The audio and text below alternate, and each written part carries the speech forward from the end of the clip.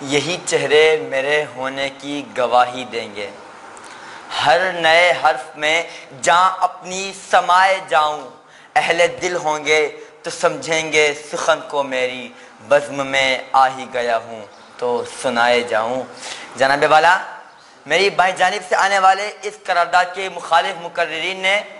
سچ کو جھوٹ، صحیح کو غلط، یقین کو تشکیک، ایمان کو کفر اور نیک کو بد قرار دے کر اس ایوان کے ماحول کو آزردہ کر دیا، پشمردہ کر دیا اس ایوان کے ماحول کو اس بات کا ڈھول پیٹ کر کہ ہم آزاد نہیں۔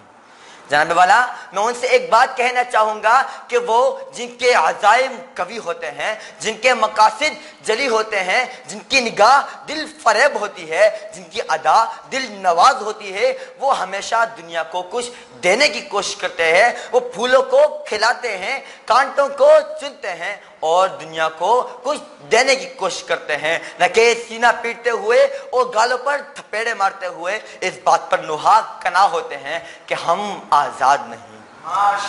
جناب صدر،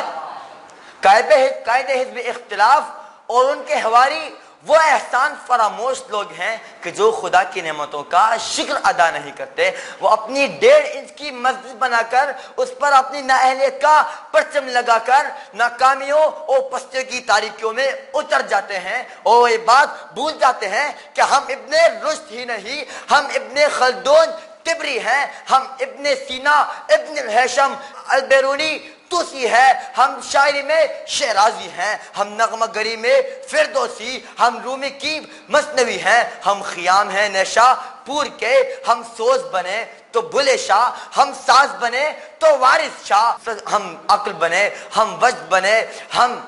سچل سرمست بنے، جب جنگ ہوئی تو دلہا دریا خان بنے، جب امن ہوا تو برگے نورتن بنے۔ جی ہاں جناب صدر، ہم آزاد ہیں۔ پاؤں زخمی سہی ڈگمگاتے چلو، پاؤں زخمی سہی ڈگمگاتے چلو، راہ کے سنگ و آہن کے ٹکراؤ سے اپنی زنجیر کو جگمگاتے چلو۔ رو کشے نیک و بد کتنے کوتاہ قد، سر پہ بادل لیے ہیں تہیہ کیے، بارش سحر کا ایک نئے عہد کا، میرے دیدہ ورو میرے دانشورو، اپنی تحریر سے اپنی تقریر کو نقش کرتے چلو، تھام لو ایک دم یہ عصا یہ قلم، ایک فرعون کیا لاکھ فرعون ہوں، ڈوب ہی جائیں گے ڈوب ہی جائیں گے۔